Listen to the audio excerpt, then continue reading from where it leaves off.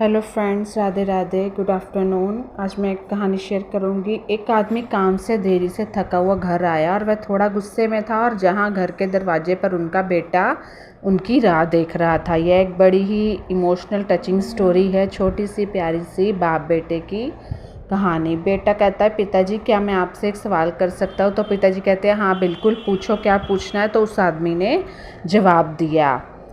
तो बाप बेटे की इमोशनल टचिंग स्टोरी है, ठीक है। तो बेटा कहता है, पिताजी 1 घंटे में आप कितना कमाते हो? जब बेटे ने पिताजी से ये सवाल पूछा तो उन्हें लगा कि ये खटपट से सवाल पूछता है, इसको कोई चीज़ चाहिए होगी, इससे पैसे मांगने होंगे, तो इसीलिए ये सब पूछ रहा है। हम ज़्यादातर यही सोचते हैं ना।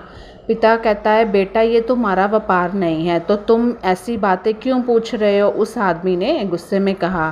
तो बेटा कहता है, मैं ये सब जानना चाहता हूँ।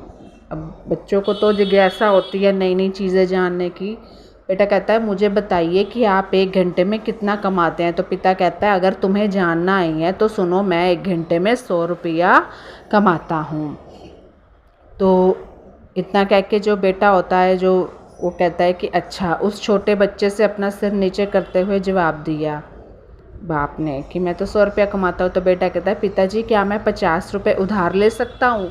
तो उस समय वह पिता बहुत क्रोधित हो चुका था, क्योंकि बाहर से जब थका हारा आदमी आता है वैसे ही फ्रस्ट्रेशन होती है। अगर ये सब पूछने के पीछे तुम्हारा यही कारण होगा कि तुम्हें बेमतलब के खिलौने और दूसरी बेतुकी चीज़ें खरीदनी है, तो चुपचाप सीधे अपने रूम में चले जाओ। ऐसा बाप ने बेटे से कहा कि अगर तुमने इस तरह के सवाल पूछने हैं वही, तो चले जाओ अंदर रूम के। तो वह छोटा लड़का बिना कुछ बोले सीधा अपने रूम में चला गया और दरवाज़ा बंद कर दिया। उस आदमी शांति से बैठा और सोचना शुरू कर दिया। उसने आराम से फिर बैठ के सोचने लगा कि कहीं सही में तो उस लड़के को, उसके बेटे को कीमती या बहुत ज़रूरी चीज़ को ख़रीदने के लिए 50 रुपये की ज़रूरत तो नहीं है। तभी वह इंसान इस छोटे बच्चे के रूम में जाकर उसे नम्रता से अपने बेटे से पूछता है, बेटा क्या तुम सो गए? पहले तो उसे डांट वांट दिया, फिर बेटे ने जवाब दिया, नहीं पिताजी। उस इंसान ने अपनी गलती मानते हुए कहा कि मुझे ऐसा लगता है कि कुछ देर पहले मैंने तुम पर कुछ ज़्यादा ही गुस्सा कर दिया। बाप बेटे को कहता है, ये रहे तुम्हारे 50 रुपये जो तुम्हें चाहिए थे, जो बेटे ने बाप से मांगे थे। तभी वह छोटा बच्चा मुस्कुराता है और कहता है, धन्यवाद पिताजी। वह बहुत खुश था। तभी वह अपने तकिए के पास गया और उसने कुछ टूटे फूटे पुराने बिल्स निकालते, जिसमें पहले से ही उसके पैसे रखे हुए थे।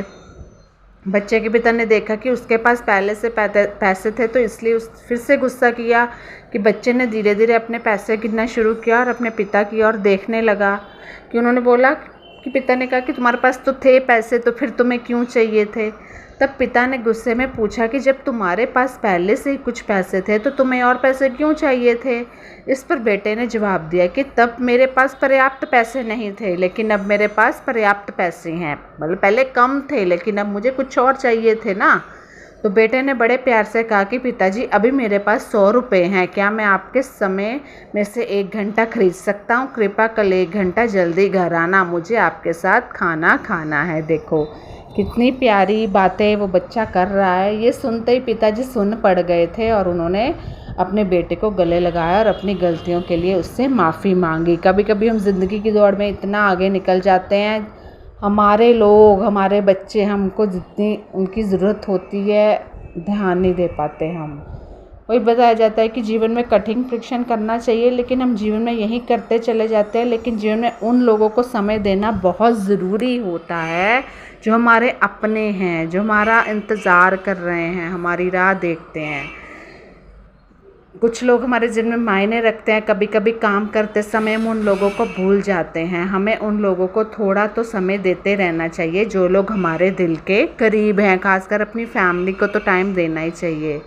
आपका अपने करीबियों को दिया हुआ पल आपको भविष्य में निश्चित ही सहायक साबित हो सकता है। कई बार समय ना होने की वजह से हम अपने करीबी ही हमसे दूर हो जाते हैं, हम उनको खो देते हैं। पता लगता ही नहीं है कि हमें कब क्या चाहिए।